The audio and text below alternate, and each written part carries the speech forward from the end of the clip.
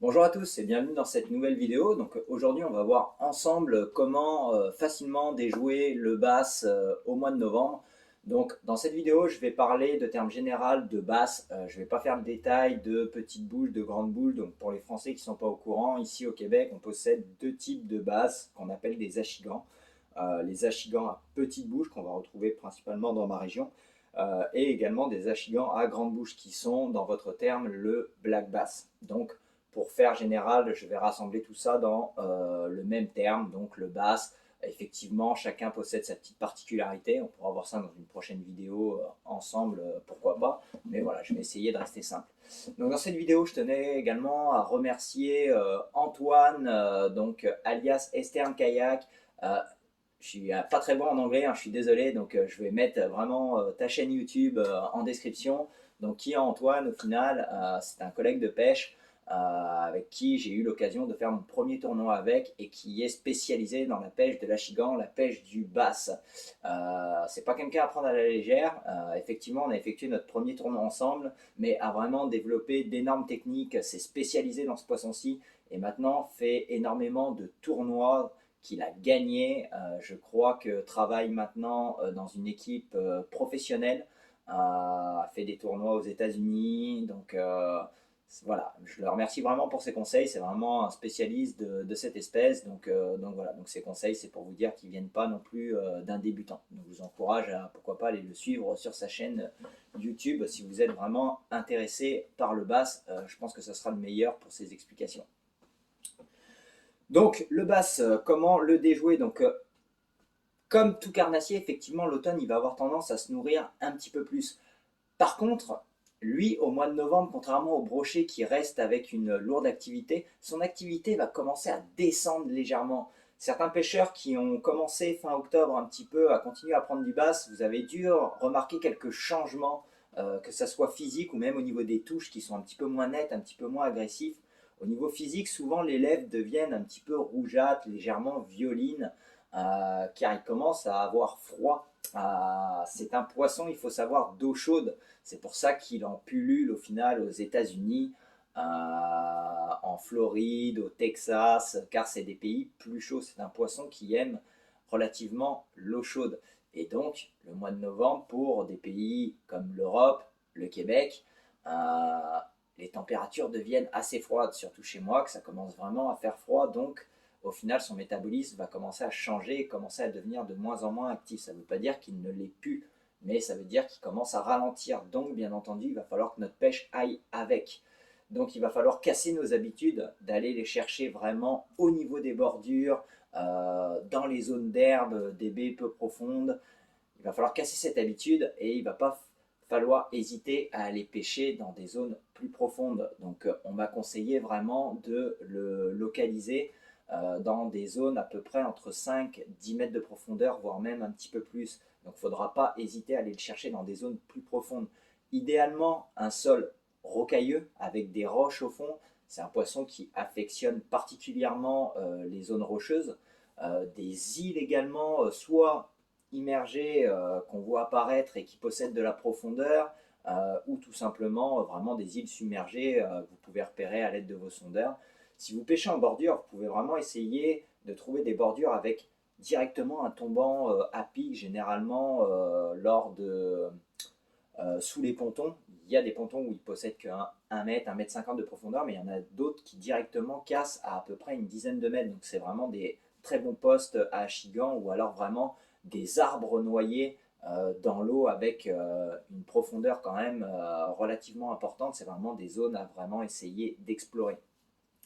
Moi, ce que je préfère faire, c'est trouver des zones idéalement déjà rocheuses et où le poisson va pouvoir avoir le choix de remonter un petit peu en surface et également d'avoir une zone de profondeur avec les mêmes structures à proximité. Donc c'est vraiment des zones que je vais venir explorer un petit peu. Donc j'essaierai si possible de vous mettre quelques images, quelques posts un petit peu que je connais dans quelques lacs qu'idéalement je vais privilégier, qui vont posséder justement de la profondeur, des zones rocheuses. Donc voilà. Les techniques pour venir le déjouer, moi ce que je vais vraiment aimer faire, c'est utiliser dans un premier temps, c'est les écrevisses. Donc il ne faudra pas hésiter à utiliser plusieurs modèles. Donc vous voyez, j'ai comme celle-ci donc de la marque Berkeley avec au final des grosses pinces qui vont émettre des vibrations un petit peu plus lourdes, un petit peu plus fortes, ou alors tout simplement des écrevisses avec des pinces un petit peu plus fines qui vont émettre des vibrations un petit peu plus douces. Alors à cette saison-ci, moi j'aime bien utiliser des leurres entre 8 à 11 cm, donc des leurres quand même de taille moyenne. On ne pourra pas dire que c'est des petits leurres, on ne pourra pas dire que c'est des leurres immenses non plus. Il faut quand même lui donner envie de manger. Donc pour moi, utiliser des petits leurres, pas que ça ne fonctionne pas, mais j'ai tendance à beaucoup moins les utiliser. Et pareil, des gros leurres, j'ai pas envie de leur faire peur non plus. C'est des leurres qu'on va pouvoir quand même plomber avec des tailles raisonnables pour pouvoir atteindre nos profondeurs. Donc voilà, c'est des leurres que j'affectionne particulièrement. Alors pourquoi est-ce que je pêche à l'écrevisse? Beaucoup se diront c'est inutile, les écrevisses à cette saison-ci de l'année sont rentrées ou sont en train de rentrer, donc ils n'ont pas totalement tort. Les écrevisses sont en train de rentrer, il en reste encore quelques-unes, mais justement pour moi c'est le temps idéal pour pêcher à l'écrevisse. Le bass au final a pris l'habitude de se nourrir de ces petites bébêtes-là, et généralement c'est un petit peu son casse-croûte, c'est vraiment quelque chose qui l'affectionne particulièrement, les écrevisses, c'est rempli de protéines.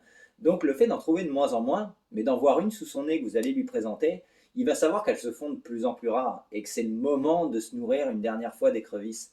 Donc pour moi, ça serait une erreur de ne pas mettre des écrevisses à l'eau au moment justement où elles se font de plus en plus rares. Lui, vous inquiétez pas qu'il se souvient très bien de sa forme et comment c'est fait.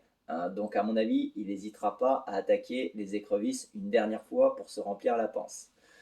Donc pareil, ce qui m'a été conseillé par Antoine au final, c'est vraiment d'utiliser sur une tête plombée football, car c'était pour lui une des têtes de jig. Donc c'était une des têtes de jig qui allait avoir le plus de succès à cette saison-ci, que ce soit au niveau de son action de nage, de viser les profondeurs, le moins d'accro sur les structures. Donc je lui fais entièrement confiance là-dessus.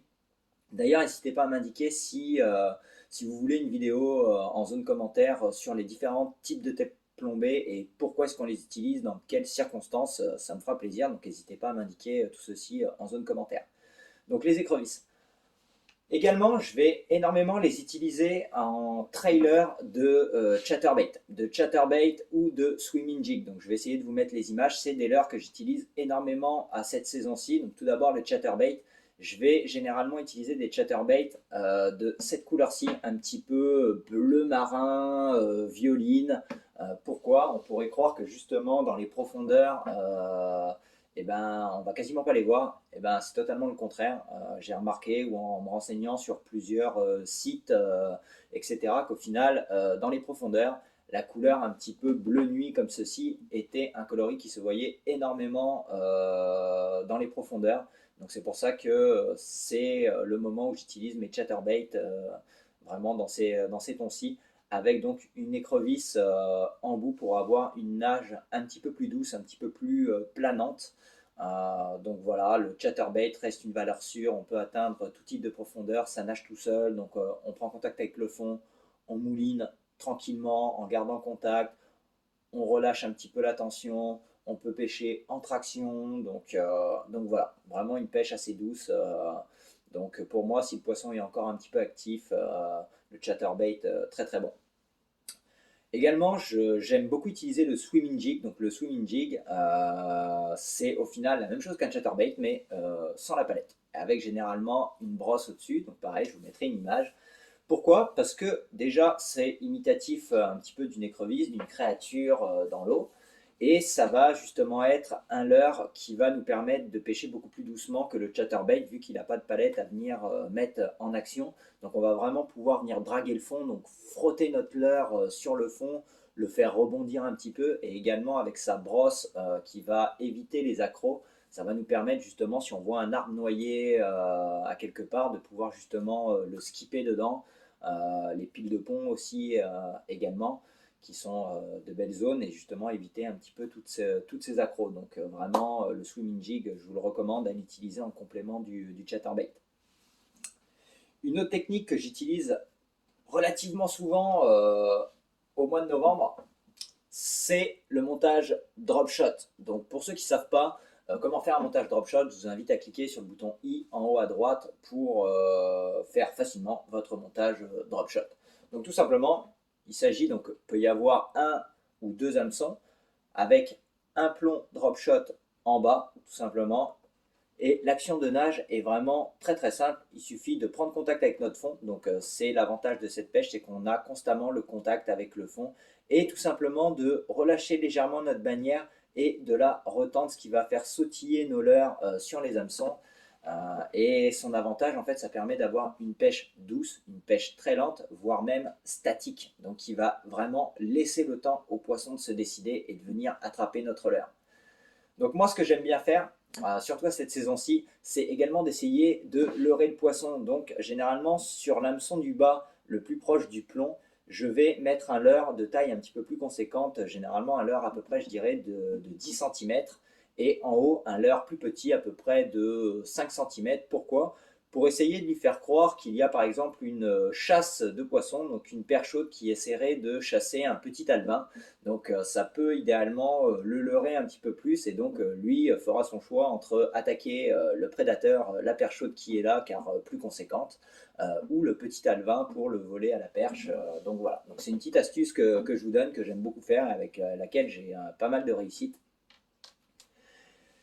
Les deux types de leurres que je vais utiliser ensuite, principalement, ça va être déjà tout simplement le worm. Le worm, je pense que c'est le leurre le plus versatile qui va exister, qui peut être utile à toute saison de l'année, qui peut s'utiliser n'importe comment et ça prendra constamment du poisson. Donc j'aime bien l'utiliser en technique wacky, même dans les zones profondes. Maintenant, on retrouve de plus en plus d'hameçon plombé, donc qui nous permet vraiment d'accéder à des profondeurs plus importantes et de pouvoir vraiment le faire rebondir un petit peu juste au-dessus du fond, comme ceci. Donc voilà, pour une pêche très lente, très douce. Également, j'aime bien l'utiliser avec un hameçon texan, avec un plomb chez Bourrasca au final articulé, qui va vraiment lui faire garder une nage très naturelle, très ample, et le temps qu'il atteigne sa descente va quand même légèrement avoir ce qu'on est un peu planant. C'est un leurre qui est très très bon en drop shot aussi, donc vraiment le worm, vous pouvez l'utiliser en tout temps. Tant que vous trouvez le secteur de pêche, le worm, c'est une valeur sûre et vous ferez du poisson constamment avec ça.